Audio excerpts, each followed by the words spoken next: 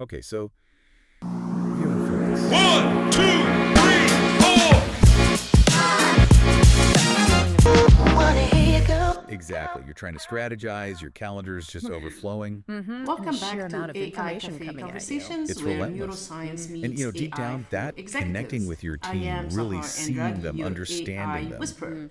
that's Let me crucial. start It's with absolutely a little paramount, story. but it feels like there's I once never enough noticed time. one of my Right. team members, How do you cultivate usually that full deep of human energy, connection when suddenly you're just trying to keep up quiet, with strategic withdrawn. demands? It's this constant Her tension, eyes isn't it, between the heavy tasks and with the people. something Yeah, a tension many unsettled. leaders feel every In single that day. moment, Makes you wonder, is that leadership wasn't authentic about connection strategy becoming, I or don't know, harder to KPIs. find? Like an It was endangered about species pausing, in the workplace sometimes. listening, Yeah.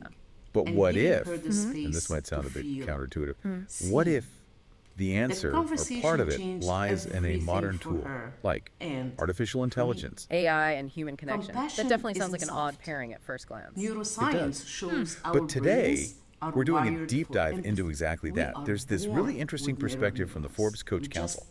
lose the Okay. Yeah, touch called as we grow. AI, Amplifying And when leaders Compassionate lead with Leadership. compassion, The title itself kind of it stops here. sparks Amplifying, trust, not replacing. That's a key word. collaboration, Precisely. and resilience. So our mission today is to But here's unpack the that, challenge. to move past the In idea today's that high AI pressure, is this data cold, heavy isolating world, thing in leadership. leaders The are usual drowning narrative, in yeah. tasks, Technology versus humanity. emails, Right. Instead, we're going to numbers, explore and quotas. how AI could That's actually where be, AI well, steps in. a powerful ally. Not to replace Something that compassion, frees us it up. can Frees never us do up to that. be more human. But to Exactly. free us To be more to compassionate, practice more empathetic it. leaders. I think there might be some Today, real we aha will explore moments how here. AI Okay, I'm can intrigued. support That synergy executives between in tech leading with and empathy, giving us humanity. the So time we'll and start by presence to really truly defining connect compassionate with leadership, people. what it actually Today looks like, is beyond just the being extra nice. flavor Good place to of the start. coffee Get in grounded in the AI concept. Café Then we'll look at why Conversations. it's so tough in Today today's is world, the again pressures one that of my squeeze it out. Forbes The reality check. articles, And then the core done of it, for you in a specific podcast practical format. ways AI Hopefully might you help will us enjoy it. lean into our humanity, If you want not to away ask from any it. questions, Right, you because can like you always said, the email me initial at reaction might be skepticism. saharconsulting.com. AI and compassion, they don't seem to mix. Totally. We think AI is for efficiency, data, logic, not, feelings or understanding nuances. But this Forbes piece argues something different. It suggests AI isn't just about optimizing tasks. It's about optimizing our potential as leaders, as human leaders. That seems to be the angle, optimizing human potential. So let's dig into that first part. What is compassionate leadership, really? Okay. It's definitely more than just being pleasant or having a sharp strategy, isn't it? Oh, absolutely. It goes way beyond that. The article really stresses it's about the ability to genuinely connect. Next, like really understand people. Yeah, understand their perspectives, their struggles, and lead with real empathy, being present. Present, that's a good word for it. And the Forbes piece gives this fantastic anecdote. Picture this. A leader, middle of a big, stressful restructuring. Okay, so high anxiety all around. Exactly. And this leader notices one team member, Bella, usually vibrant, energetic. But not this time. No, she was quiet, slumped posture, just off. You could see something wasn't right. And the leader could have easily just, blown past that, gotten straight to business. Easily. The agenda was packed, but instead the leader paused, simply asked, "How are you feeling, Bella? Really?" Really? Well- Adding that word makes a difference. It does. And the crucial part wasn't just asking, it was listening. Undivided attention.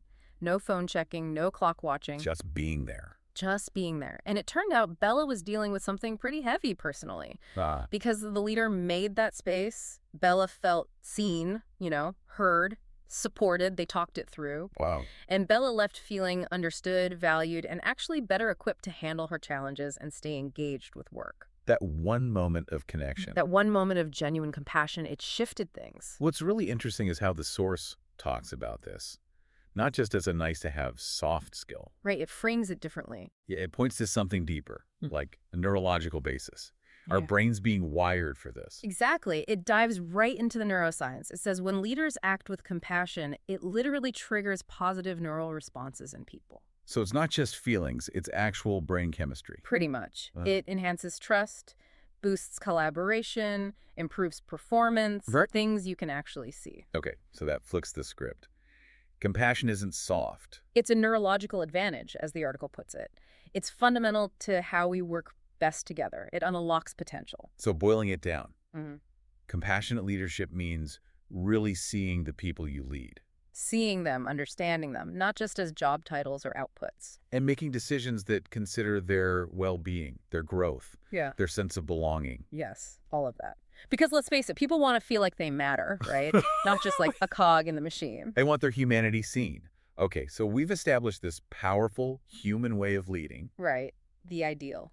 But now, the reality check. Mm. Because in today's world, it is so hard for leaders to consistently give that deep attention. It really is. The pace is just relentless. You hear leaders talk about drowning in spreadsheets, endless emails, back-to-back Zooms. Sifting through data, reports, constant information barrage, it's cognitive overload. A battle just to keep your head above water, let alone tune into subtle emotional cues. And that's the core dilemma the Forbes article tackles head-on, which naturally brings us back to AI. Right. And the skepticism. Yeah, the immediate thought, hold on, AI can't do compassion. Algorithms don't understand emotions. Which is a fair point, obviously. It absolutely is, and the article is clear. This isn't about AI becoming compassionate or replicating human emotion. That's not the goal. Okay, so what is the role then?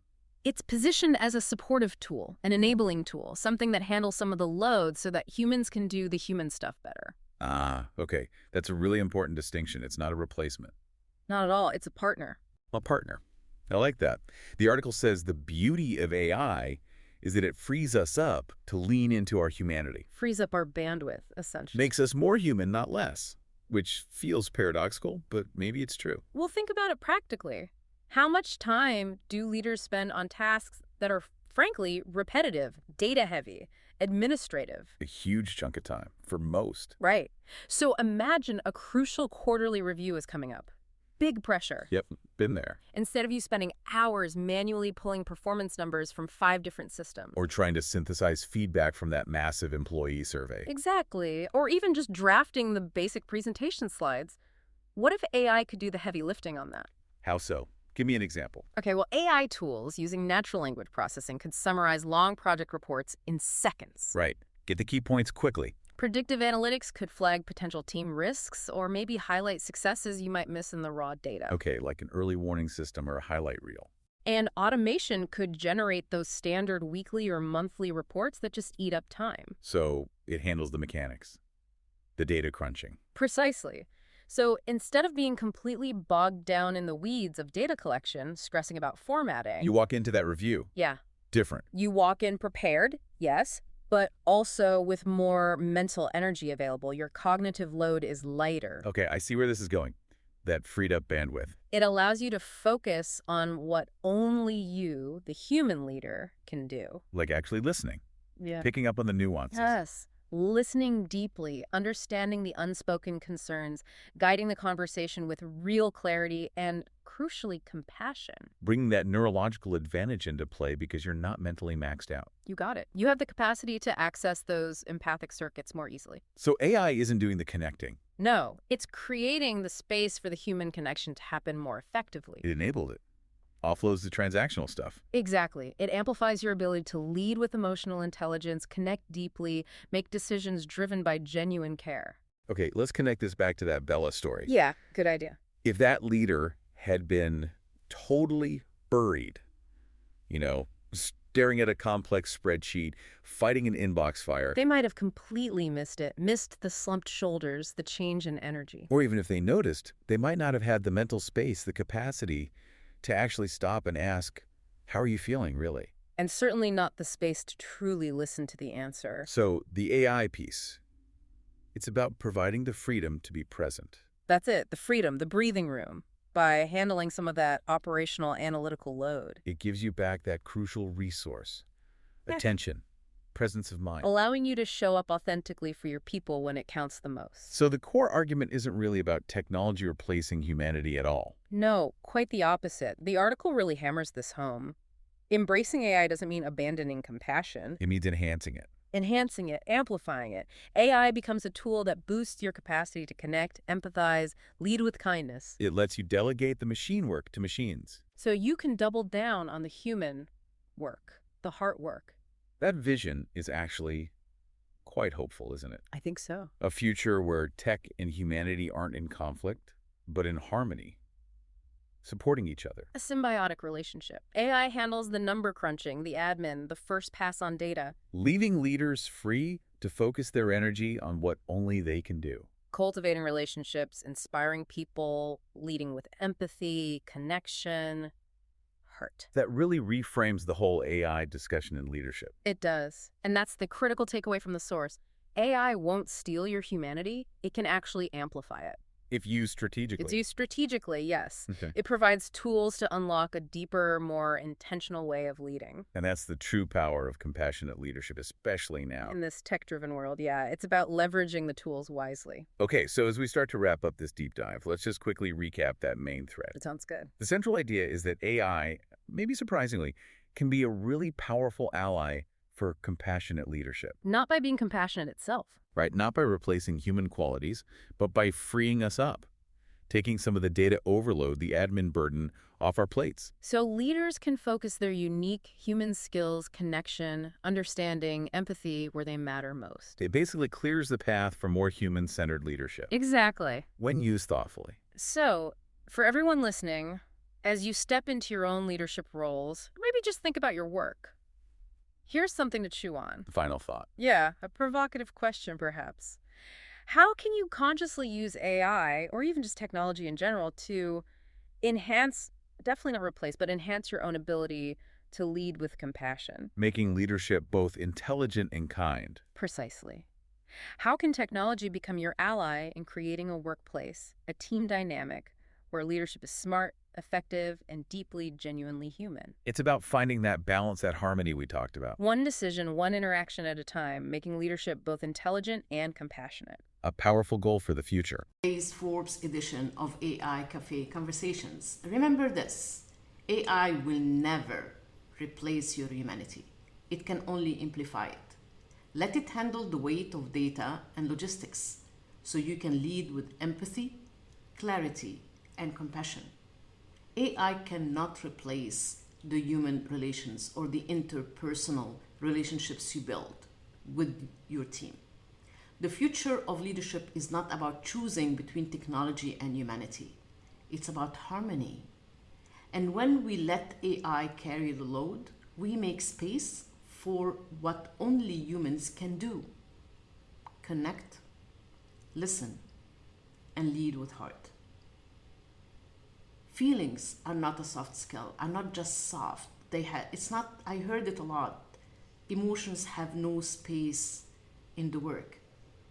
Remember, your number one asset, your number one customer, your internal customer, your employees.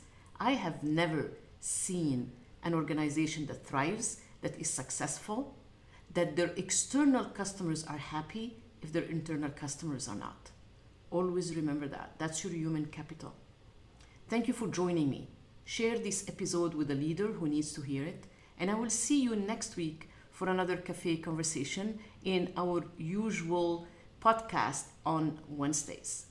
This is Sahar Andrade, your AI Whisperer, signing off. For comments or questions, please email me at sahar@saharconsulting.com. Show me some love. Like it, subscribe, share it, and let me know what you think. You can find me on LinkedIn, Sahar Andrade, and you can find me on Instagram, Sahar the Reinvent Coach. If you want to have a little bit more depth into what AI can do for you, my book, The Coach's Brain Meets AI, is on Amazon, and it's #1 new releases on Amazon for a few weeks already, and on the top 10 bestsellers in different categories. I would love to hear from you. Let me know. Love you all. I'm out.